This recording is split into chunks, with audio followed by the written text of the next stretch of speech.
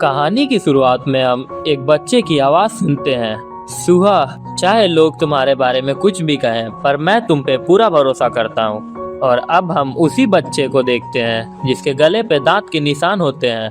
उसके चेस्ट पे एक बड़ा सा लकड़ी का टुकड़ा घुसा होता है और वो बेजान एक कॉफिन में लेटा होता है। उसके चारों तरफ लोग उसे घेरे होते हैं और आपस में बोल रहे होते हैं, क्रिस, नहीं नहीं नहीं, ये नहीं हो सकता, तुम तो बस 12 साल के थे। उसके गले पे वो काटने के निशान तो देखो, इसके अंदर बिल्कुल भी खून नहीं बचा है। मुझे पक्का यकीन है कि ये किसी वैम्पायर का काम है। तभी कोई पूछता है, एक वैम्पायर?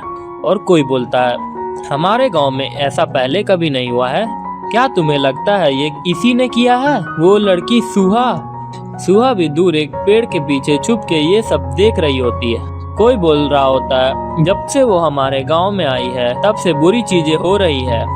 कुछ वक्त पहले ही क्रिस के घर पे आग लग गई थी। इतना बुरा हादसा फिर से कैसे हो सकता है? शायद उस लड़की के बारे में जो अफवाहें हैं वो सच हैं। तभी हम एक फ्लैशबैक सीन देखते हैं जहाँ वही क्रिस सुहा के पास आकर बोल रहा होता है, लोग कहते हैं तुम एक वैम्पायर हो। सुहा हैरान होकर बोलती है, क्या? जिससे क्रिस बोलता है, तो क्या तुम सच में एक वैम्पायर हो? ये सुन के वो अपना मुंह दूसरी तरफ घुमा लेती है और कुछ नहीं बोलती। वो स्माइल करता है और अपना हाथ उसकी तरफ बढ़ाते हुए बोलता है, मैं क्रिस हूँ। मैंने तुम्हें कभी दिन की रोशनी में नहीं देखा। तुम्हारा नाम क्या है? सुहा चिढ़कर फिर से अपना मुंह दूसरी तरफ घुमाते हुए बोलती है, जिससे क्रिस बोलता है, क्या तुम्हारा नाम है? ये सुन के सुहा हंसने लगती है और बोलती है, नहीं, मेरा नाम इससे पहले कि वो अपना नाम बता पाती, क्रिस बीच में ही बोलता है, सुहा है ना? मैं तो पहले से ही जानता था, तुम हमारे गांव में फेमस हो। ये सुन के सुहा हैरान हो जाती है। क्रिस बोलता है, वो लोग कहते हैं तुम एक वैम्पायर हो जो यहाँ रहने आ गई। जिससे सुहा चिढ़कर बोलती है, मैं कोई वैम्पायर नहीं हूँ। क्रिस बोलता है, सच में? फिर वो बोलता है, सब कहते हैं कि तुम अलग अलग शहरों में भटकती रहती हो और तुम दिन में बाहर नहीं निकलती, रात में अकेले घूमती हो और कबूतर भी खाती हो। ये सुन के सुहा चिल्लाते हुए बोलती है, ऐसा बिल्कुल भी नहीं है, खास करके वो आखिरी वाला बात, वो तो एकदम नहीं। क्रिस बोलता है, सच में? मैंने भी ऐसा ही सोचा। सुहा परेशान होकर बोलती है, मेरे बारे में इतनी अजीब अफवाहें क्यों चल रही है? क्रिस बोलता है, तो तुम दिन के टाइम बाहर क्यों नहीं आ जाती? फिर तुम सबको जाकर बता सकती हो कि ये सब सच नहीं है। सुहा को पहले का सीन याद आता है। कुछ लोग उसे बोल रहे होते हैं, इस बच्ची के पास एक अजीब सी एबिलिटी है, और वो उदास होकर अपने मन में ही बोलती है, चाहे मैं उनसे कितनी भी बार बोलूं कि ये सब सच नहीं है, कोई भी मेरी बात पे यकीन नहीं करेगा। फिर उसे पहले का एक और सीन याद आता है जहाँ सुहा के मॉम डैड उसे बोल रहे होते हैं, सुहा, तुम उस एबिलिटी का इस्तेमाल मत करना, किसी को मत दिखाना, वरना लोग तुम्हें गलत समझेंगे। बस इसी बात की कोशिश करना कि तुम किसी की अटेंशन खुद पे ना खींच लो। अगर किसी ने गलती से भी तुम्हें उस एबिलिटी का इस्तेमाल करते हुए देख लिया तो सब तुम्हें एक वैम्पायर समझेंगे। इस सीन को याद करके सुहा अपने मन में ही बोलती है, क्या हो अगर सच में मैं एक वैम्पायर हुई तो? मुझे डर है कि ये अफवाहें कहीं सच ना निकल जाए। तभी क्रिस बोलता है, मुझे नहीं लगता कि तुम एक वैम्पायर हो, क्योंकि मैं एक लंगड़ाहट के साथ पैदा हुआ था। सुहा हैरान होते हुए बोलती है, क्या? क्रिस बोलता है, अगर तुम्हें लगता है कि तुम बाकियों जैसे नहीं हो तो तुम उनका सामना करने में डरते हो। लोग उनके बारे में बातें करते हैं जो उनसे अलग होते हैं। सुहा क्रिस की बातें चुपचाप बस हैरान होते हुए सुन रही होती है। क्रिस बोलता है, एक बार मैंने किसी को बोलते हुए सुना था कि मेरे पेरेंट्स मुझे पैदा करने से पछताएंगे, और मैं डर रहा था कि ऐसा सच हो सकता है, लेकिन अब और नहीं। मैं अच्छे से जानता हूँ कि मेरे पेरेंट्स मुझसे प्यार करते हैं, तो मैं फालतू बातों पे ध्यान नहीं देता। क्रिस सुहा की तरफ फिर से हाथ बढ़ाते हुए बोलता है, चलो हम दोस्त बन जाते हैं, बाकी बच्चे मुझे अपने साथ रहने नहीं देते। सुहा हिचकिचाते हुए हाथ बढ़ाती है और बोलती है, ठीक है। फिर क्रिस बताता है कि ये मेरा पहला बार है कि कोई मेरा दोस्त बना है, जिसके साथ मैं अपना दिन बिता रहा हूँ पूरे मजे से, जिसे मैं अपना सारा सीक्रेट बताना चाहता हूँ। फिर हम एक सीन देखते हैं जहाँ क्रिस हैरान होकर सुहा को बोलता है, वाह। सुहा हिचकिचाते हुए बोलती है, ये अजीब एबिलिटी है ना? जिससे क्रिस एक्साइटेड होके बोलता है बिल्कुल भी नहीं, ये एक स्पेशल एबिलिटी है, ये कितना कूल है। ये सुन के सुहा बोलती है तुम सच में ऐसा सोचते हो? क्या तुम्हें इस बात से डर नहीं लग रहा कि मैं एक वैम्पायर हो सकती हूँ? क्रिस बोलता है नहीं, बिल्कुल भी नहीं, मैं जानता हूँ तुम्हें। जिसे सुहा हैरान होते हुए बोलती है सच में? क्या तुम सच में ऐसा सोचते हो? क्रिस बोलता है हाँ। फिर सुहा उदास होकर अपने मन में ही बोलती है फिर भी मुझे डर है कि मैं उनमें से एक ना निकल जाऊं। तभी क्रिस बोलता है सुहा अपने ख्यालों से बाहर आते हुए बोलती है क्या? वो बोलता है क्या तुम मेरे गले पे काटना चाहोगी? ये सुन के सुहा चिल्लाते हुए बोलती है क्या बकवास है, बिल्कुल भी नहीं। क्या होगा अगर कुछ गलत? इससे पहले कि वो आगे बोलती, क्रिस बीच में ही बोलता है इट्स ओके सुहा, मुझे तुम पे पूरा भरोसा है। पर सुहा डर रही होती है। फिर वो उदास होकर बोलती है लेकिन क्या होगा अगर? जिससे क्रिस बोलता है तुम्हें ये अभी नहीं करना है। जब तुम्हें यकीन हो जाएगा कि मैं तुम पे भरोसा करता हूँ और जब तुम खुद पे यकीन करने लगोगी, प्रॉमिस करो मुझसे कि जब वो वक्त आएगा तो तुम मेरे गले पे काटोगी। ये सुन के सुहा अपने मन में ही बोलती है पहली बार मेरे पास कोई है जो मुझ पे इतना भरोसा करता है जितना मैं खुद पे नहीं करती। तुमसे मिलना मेरे लाइफ का सबसे बेस्ट पार्ट है। मैंने हर वो सेकंड एंजॉय किया है जो मैंने तुम्हारे साथ बिताया है और आगे जो होने वाला है उसका मुझे इंतजार है। क्या मुझे तुमसे पूछना चाहिए कि नेक्स्ट वीक हम फायरफ्लाई साथ देखने चलें? मैं आऊंगी इस बार तुम्हारे पास, तुम्हारे गांव, तुम्हारे घर। तुम ही हमेशा मेरे पास पहले आते हो, तो इस बार मैं तुम्हारे पास आऊंगी क्रिस। तभी हम देखते हैं कि कुछ लोग चिल्ला चिल्ला कर क्रिस का नाम पुकार रहे होते हैं। क्रिस के घर पे आग लग गया होता है। उसकी मॉम चिल्ला कर बोलती है क्रिस अब भी अंदर है और कोई उन्हें रोकते हुए बोलता है तुम अंदर नहीं जा सकती, पूरा सीलिंग गिर चुका है। जिससे वो बोलता है मुझे क्रिस को बचाना होगा, वो दौड़ नहीं सकता। तभी सुहा क्रिस के घर के तरफ भागने लगती है और उसे वही बात याद आ रहा होता है जो उसके पेरेंट्स ने कहा था सुहा तुम उस एबिलिटी को कभी किसी के सामने इस्तेमाल मत करना, किसी को मत दिखाना, लोग तुम्हें गलत समझेंगे, सब सोचेंगे कि तुम एक वैम्पायर हो। पर उसको इन सब से फर्क नहीं पड़ रहा होता है। वो बस क्रिस को बचाने का ठान लेती है और रोते हुए क्रिस का नाम पुकार रही होती है और भागते हुए अपने मन में ही बोलती है मुझे फर्क नहीं पड़ता लोग मेरे बारे में कुछ भी बोले या कुछ भी सोचे, मैं उनकी बकवास बातों को खुद पे हावी नहीं होने दूंगी। वो उसके घर के सामने पहुंच जाती है और अपने मन में बोलती है मैं अपनी उस एबिलिटी का यूज करूंगी। तभी उसे क्रिस दिखता है जो गिरे हुए सीलिंग के नीचे दबा होता है। वो चिल्लाते हुए बोलती है क्रिस और अपने मन में ही बोलती है तुम्हें बचाने के लिए मैं वो एबिलिटी यूज करूंगी और उस सीलिंग को अपने हाथ से उठा लेती है। क्रिस सुहा को देखकर बहुत खुश हो जाता है। वो बोलता है सुहा तुम मुझे बचाने आई हो, चाहे लोग तुम्हारे बारे में कुछ भी कहें पर मैं तुम पर भरोसा करता हूँ। तुम्हारे जैसा इतना नेक दिल वाला इंसान एक वैम्पायर नहीं हो सकता। सुहा अपने मन में बोल रही होती है अब तक मुझे लगता था कि मेरी लाइफ में सिर्फ बदनसीबी है, पर अब मुझे पता है कि वो सब तुमसे मिलने के लिए सिर्फ रास्ते के पत्थर थे, ताकि मैं एक दोस्त की तरह तुम्हारी वैल्यू करना सीख सकूं, ताकि तुम्हारे जैसे कीमती दोस्त कभी ना खोऊं। अब कहानी कुछ साल आगे बढ़ता है जहां हम एक बहुत बड़े से स्कूल को देखते हैं। इस स्कूल के अंदर हॉस्टल मैनेजमेंट भी होता है। स्कूल के अंदर वार्डन एक लड़की को अपने साथ ले जा रही होती है और उससे उसका नाम पूछती है, जिससे वो लड़की बताती है कि उसका नाम सुहा है। सुहा अब बड़ी हो चुकी होती है और उस स्कूल में वो न्यू स्टूडेंट होती है। वार्डन बोलती है तो सुहा डेसलिस एकेडमी में तुम्हारा स्वागत है। फिर वो बोलती है हमारे फाउंडर की आत्मा के सम्मान में, जैसे कि तुम देख सकती हो हमारी एकेडमी एक नाइट स्कूल की तरह है। क्लासेस रात के 9 बजे से शुरू होती है। तुम्हें पहले तो थोड़ा कंफ्यूजिंग लगेगा पर तुम्हें इसकी आदत जल्दी ही पड़ जाएगी। इससे सुहा बोलती है ठीक है। वार्डन बोलती है नए वाले हॉस्टल में भी कोई रूम खाली नहीं था, तो तुम्हें इस पुराने वाले हॉस्टल में ही एक रूम मिला है।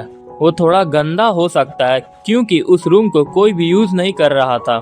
सुहा बोलती है ठीक है, कोई बात नहीं। फिर वार्डन बताती है इस स्कूल के रूल्स में से एक रूल ये भी है कि कोई भी सनसेट के बाद स्कूल से बाहर नहीं जा सकता है। हालांकि तुम्हें अपनी सेफ्टी के लिए अंदर ही रहना चाहिए, चाहे रूल्स जो भी हो। हाल ही में एक डेथ हुआ है और अफवाहें हैं कि वो किसी वैम्पायर ने किया है। जैसा कि हमारा स्कूल अपने स्ट्रिक्ट एंट्रेंस सिस्टम के लिए जाना जाता है, मुझे पूरा यकीन है कि तुम्हें स्कूल कैंपस के अंदर कोई भी वैम्पायर्स नहीं मिलेंगे। फिर भी स्कूल के बाहर खतरा हो सकता है। तभी सुहा के सामने एक लड़का आ जाता है और वो दोनों एक दूसरे को देखने लग जाते हैं। तभी वो लड़का बोलता है, ओह सॉरी। ये बोल के वो साइड हो जाता है और वहाँ से जाने लगता है। सुहा उसे जाते हुए देखने लगती है। फिर जब वो आगे घूमकर वार्डन के साथ जाने लगती है, वो लड़का भी रुककर उसे जाते हुए देखने लगता है। अब वार्डन सुहा को उसके रूम तक ले जाते हुए बोलती है, ये है तुम्हारा रूम सुहा। ये इतनी दूर बिल्कुल कोने में बाकी रूम से इतना अलग है, उसके लिए माफ करना। हम तुम्हें जल्द ही दूसरा रूम दे देंगे जैसे ही कोई रूम खाली होता है। ये सुन के सुहा बोलती है, नहीं ये ठीक है, मुझे यही अच्छा लग रहा है, थैंक यू। वार्डन बोलती है, तो ठीक है, फिर तुम अंदर सेटल हो जाओ और थोड़ा आराम कर लो। सुहा यस मैम बोल के उस रूम का दरवाजा खोलती है। जब वो रूम के अंदर आती है तो वो देख के हैरान हो जाती है। उसका रूम पूरा फैला हुआ होता है, पुराने सामान इधर उधर बिखरे पड़े होते हैं। सुहा अपने मन में ही बोलती है, क्या ये मेरा रूम है? मुझे यकीन नहीं हो रहा। फिर वो अचानक से खुशी से कूदने लगती है और अपने मन में ही बोलती है, ये तो काफी अच्छा है, वूहू, मैं फाइनली अपने रूम में हूँ। फिर वो एक चैन का सांस लेते हुए बोलती है, मैं उम्मीद करती हूँ कि उन्होंने नोटिस नहीं करा होगा कि मैं कितनी एक्साइटेड थी। मैं बहुत खुश हूँ। ये रिवरफील्ड का सबसे बेस्ट हाई स्कूल है और ये तो वैम्पायर्स के अगेंस्ट एक स्ट्रिक्ट पॉलिसी के लिए ही जाना जाता है। फिर वो एक्साइटेड होके बोलती है, तो मुझे यहाँ कोई भी वैम्पायर्स नहीं समझेगा। फिर वो रोने लगती है और बोलती है, लोग हमेशा सोचते थे कि मैं एक वैम्पायर हूँ, मेरी इस अजीब एबिलिटी के वजह से, और उसके वजह से मुझे एक जगह से दूसरी जगह जाना पड़ता था। फिर वो खुश होकर उस रूम की सफाई करने लगती है। अपने मन में ही बोलती है, कोने में एक गंदा रूम कोई बड़ी बात नहीं है, मुझे बस इसे साफ करना है। फिर वो उदास होते हुए अपने मन में ही बोलती है, सच में इस बकवास एबिलिटी ने मेरा कभी भला नहीं किया है। और तभी उसे वो सीन याद आता है जब वो सीलिंग को उठाकर क्रिस को बचा लेती है, जिससे वो बोलती है, खैर मुझे लगता है इस एबिलिटी ने एक चीज़ तो अच्छा किया है, पर मैं अब कभी भी किसी की भी आंखों में वैसा ट्रस्ट नहीं देख पाऊंगी। तभी उसके रूम का दरवाजा खुलता है और वहाँ पे वही लड़का होता है। जब वो अंदर आता है तो उस टाइम सुहा अपने हाथ से बेड को हवा में उठाकर पकड़ी होती है। सुहा उसे देखकर डर जाती है। वो लड़का भी सुहा को हैरान होकर देख रहा होता है। फिर वो ऑकवर्डली बोलता है, वो मैं अपनी एक बुक यहाँ छोड़ दी थी। सुहा जल्दी से उस बेड को पटकते हुए चिल्लाकर बोलती है, रुको, जैसा तुम सोच रहे हो वैसा नहीं है। मुझे पता है ये देखने के बाद तुम्हें मुझ पे यकीन नहीं होगा। उसकी आंख में आंसू भर जाते हैं और वो अपने मन में ही बोलती है, अरे नहीं, मुझे लग रहा है कि मैं रो दूंगी। फिर वो बोलती है, कोई मुझ पे यकीन नहीं करता है लेकिन मैं, और वो रोते हुए बोलती है, मैं सच में कोई वैम्पायर नहीं हूँ। वो लड़का हैरान होकर उसे देख रहा होता है। फिर वो रोते हुए अपने मन में ही बोलती है, नहीं, अब सब खत्म हो गया, मैंने कितनी मेहनत करी थी इस स्कूल में आने के लिए। तभी वो लड़का बोलता है, मैं जानता हूँ तुम कोई वैम्पायर नहीं हो, मुझे तुम पे पूरा भरोसा है। ये सुन के सुहा हैरान हो जाती है। फिर वो लड़का बोलता है, वैम्पायर इस स्कूल में नहीं आ सकते, इस चीज में हमारा एकेडमी बहुत ज्यादा स्ट्रिक्ट है, ऊपर से तुम इतनी उदास हो कि मैं तुम्हें देख के बता सकता हूँ। ये सुन के सुहा खुश होते हुए बोलती है, थैंक यू मुझ पे भरोसा करने के लिए। फिर वो उदास होकर बोलती है, मुझे यकीन है कि बाकियों को भी ऐसा ही लगता होगा, पर मैं सच में बिल्कुल भी नहीं चाहती कि कोई भी मुझे एक वैम्पायर समझे। फिर वो अचानक से थोड़ी सीरियस होते हुए बोलती है, इस दुनिया में किसी ने भी उनसे उतनी नफरत नहीं की होगी जितनी मैं करती हूँ। वो लड़का उसको अचानक से इतना सीरियस होते हुए देखकर हैरान हो जाता है। फिर वो एक्साइटेड होकर बोलती है, तो इसीलिए मैं बहुत ज़्यादा एक्साइटेड हूँ यहाँ ट्रांसफ़र होने पे। इस स्कूल में कोई वैम्पायर नहीं है। ये सुन के वो लड़का हिचकिचाते हुए बोलता, हाँ तुम सही बोल रही हो। सुहा बोलती है, तो यहाँ मुझे कोई वैम्पायर नहीं समझेगा, मैं बहुत ज़्यादा खुश हूँ। फिर वो खुशी के आंसू पोंछने लगती है। ये देखकर वो लड़का बोलता है, लगता है तुम बहुत बुरे वक्त से गुजरी हो। जिससे सुहा बोलती है, हाँ इसलिए तो मैं ये सब बोल रही हूँ। फिर वो चिढ़कर बोलती है, मुझे अनगिनत बार एक वैम्पायर समझा गया, ये सब उन बेकार वैम्पायर्स की वजह से। ये सुन के वो लड़का ऑकवर्डली स्माइल करता है। फिर सुहा बोलती है, मेरे पेरेंट्स ने मुझसे कहा था कि मेरे पैदा होने से पहले वैम्पायर एक ऐसा क्रिएचर थे जो बस कहानियों में एग्जिस्ट करते थे। फिर पता नहीं क्यों चीजें बदल गई। वो लड़का चुपचाप उसकी बातें सुन रहा होता है। फिर सुहा बोलती है, ओ हाँ, तुम तो यहाँ अपनी बुक लेने आए थे, है ना? वो लड़का पूछता है, क्या? सुहा बोलती है, तुमने उसे कहाँ पे रखा था? मैं अभी तुम्हें ला कर देती हूँ। लड़का बोलता है, अरे कोई बात नहीं, मैं उसे खुद। इससे पहले कि वो आगे बोलता, सुहा बीच में ही बोलती है, क्या ये तुम्हारी बुक है?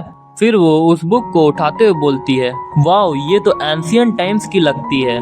वो लड़का ऑकवर्डली हंसते हुए बोलता है, हाँ, मुझे पुरानी बुक्स बहुत पसंद है।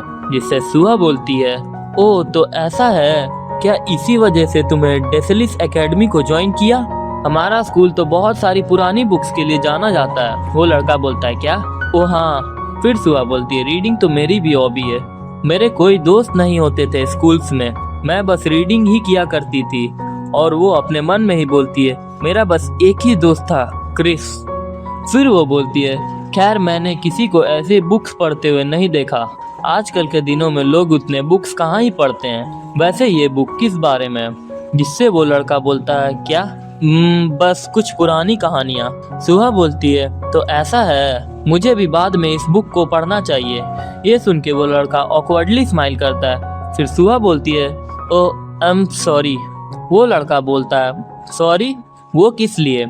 सुहा बोलती है, मैंने तुम्हारा कुछ ज्यादा ही टाइम ले लिया है ना? मेरे ख्याल से मैं कुछ ज्यादा ही एक्साइटेड हो गई थी। बहुत लंबे टाइम के बाद किसी ने मुझसे ऐसे बात की है जैसे कि मैं एक नॉर्मल इंसान हूँ। वो लड़का बोलता है, परेशान मत हो, मुझे तुमसे बात करके बहुत मजा आया। यह सुन के सुहा शर्मा जाती है। फिर वो बुक उसे देती है। वो लड़का बुक लेते हुए बोलता है, थैंक्स, अब मैं चलता हूँ। सुहा बोलती है, क्या? ठीक है, बाय। वो लड़का जब चला जाता है तो सुहा अपने मन में ही बोलती है, अरे नहीं, मुझे उससे उसका नाम पूछ लेना चाहिए था ताकि मैं उससे फिर से मिल पाती। यही मेरा मौका था एक दोस्त बनाने का, पर मैंने फिर गड़बड़ कर दी। तभी उसके रूम का दरवाजा वापस से खुलता है और सुहा हैरान हो जाती है क्योंकि सामने वही लड़का होता है। वो बोलता है, हे, मैं पूछना भूल गया, तुम्हारा नाम क्या है? सुहा अब भी हैरान ही होती है और बोलती है, क्या? फिर वो अचानक बहुत ज्यादा शर्मा जाती है और बोलती है, मेरा नाम पूछ रहे हो? सुहा है, मैं सुहा हूँ। वो लड़का बोलता है, सुहा, कितना प्यारा नाम है। जिससे सुहा शर्माते हुए हंसती है। फिर वो दोनों चुप हो जाते हैं जिससे माहौल ऑकवर्ड हो जाता है। फिर वो लड़का बोलता है, क्या तुम्हें मेरा नाम नहीं जानना है? जिससे सुहा अचानक चिल्लाते हुए बोलती है, नहीं, बिल्कुल मुझे जानना है, तुम्हारा नाम क्या है? वो लड़का हंसते हुए बोलता है, तो तुम अब पूछ रही हो? फिर भी मैं तुम्हें बता देता हूँ, मेरा नाम हेली है और मैं डेसलिस एकेडमी के 12th क्लास में हूँ। चलो दोस्त बन जाते हैं। सुहा ये सुन के बोलती है, जरूर, मुझे पसंद आएगा। फिर हेली वहाँ से जाते हुए बोलता है, मैं अब तुमसे बाद में मिलता हूँ, बाय। और वो चला जाता है। सुहा भी बोलती है, बाय हेली। वो अब खुश हो जाती है। थोड़ी देर बाद का सीन देखते हैं जहाँ हेली को कोई आवाज देता है जिससे वो पीछे मुड़कर देखता है और बोलता है, ओ जीनो। जीनो बोलता है, तो तुम वहाँ हो? मैं तुम्हें कब से ढूंढ रहा हूँ, हम तो तुम्हारे बिना ही जाने वाले थे। जिससे हेली बोलता है, सॉरी, मैं उस न्यू स्टूडेंट से बात कर रहा था। तभी पीछे से एक और लड़का एक्साइटेड होके बोलता है, एक न्यू स्टूडेंट? मैंने भी न्यूज सुना है कि अभी एक ट्रांसफर हुई है, एक लड़की है ना? हेली बोलता है, हाँ, वो उसी पुराने हॉस्टल में है जहाँ हम मस्ती किया करते थे। इससे वो दोनों बोलते हैं, क्या? फिर जीनो बोलता है, वो पुराना स्टोरेज रूम, वो तो उसके लिए बहुत अनकंफर्टेबल हो जाएगा। फिर तीसरा लड़का बोलता है, यार, मुझे वो जगह बहुत पसंद थी। वो एक ऐसा कोना था जहाँ सूरज की रोशनी नहीं आती थी। शायद अब हम वहाँ नहीं जा पाएंगे। इससे हेली बोलता है, या शायद हम वहाँ जा पाएंगे अगर हम उसे अपना दोस्त बना ले तो। फिर वो उस लड़के को बोलता है, तुम तो दोस्त बनाने में काफी अच्छे हो ना, सियोन? जिससे सियोन प्राउडली हंसता है। तभी वहाँ पीछे दो लड़के और आते हैं जिसमें से एक लड़का बोलता है, क्या मतलब है तुम्हारा एक इंसान को दोस्त बना लेने से? ये सुन के वो तीनों पीछे मुड़ते हैं और हेली बोलता है, सोलोन, मैंने उसे अपना नाम बताया और उसे अपने दोस्त बनने को कहा। उसका नाम सुहा है। फिर वो दूसरा लड़का बोलता है, सोलोन सही कह रहा है, हमें बाकी बच्चों के साथ नहीं घूमना चाहिए। सोलोन बोलता है, बिल्कुल, हमें कोई जरूरत ही नहीं है, पहली बात तो। जिससे हेली बोलता है, सोलोन मैं जानता हूँ तुम्हें किस बात की टेंशन है, लेकिन उसमें कुछ अलग बात है, कुछ हमारे जैसा ही है पर बिल्कुल वैसा भी नहीं। ये सुन के सियोन हैरान होते हुए बोलता है, क्या वो हम में से एक है? और जीनो पूछता है, तो वो इस स्कूल में कैसे आई? सोलोन बोलता है, अब और हमारे जैसा कोई बचा ही नहीं है, सिर्फ हम ही हैं। जिससे हेली बोलता है, हाँ वो हम में से नहीं है पर वो बहुत अलग है। फिर वो बोलता है, पता नहीं क्यों मैं उसकी तरफ खींचा चला जा रहा हूँ। ये सुन के सियोन शर्माते हुए बोलता है, हेली क्या तुम्हें उससे प्यार हो गया है? जिससे सोलोन बोलता है, हमारे अंदर ऐसे इमोशंस नहीं होते और होने भी नहीं चाहिए। फिर वो गुस्से में बोलता है, इंसानों से दोस्ती करना बिल्कुल बेकार है। इंसान तो तभी एक और लड़का बीच में ही बोलता है, मैं भी इस बात से सहमत हूँ, हमारे साथ घूमने में उसे मुश्किलों के अलावा कुछ हासिल नहीं होने वाला। ये सुन के हेली उदास हो जाता है। फिर सोलोन बोलता है, खैर तुम सब उस नई लड़की से दूर रहना। और तभी उनके पीछे सुहा भी खड़ी होती है, जो ये सुन के बहुत ज्यादा हैरान हो जाती है। और इसी के साथ ये एपिसोड यहीं पे खत्म होता है। तो अगर आप लोगों को वीडियो पसंद आई हो तो लाइक एंड सब्सक्राइब जरूर से कर देना। मिलते हैं हमारे नेक्स्ट चैप्टर में, तब तक के लिए बाय।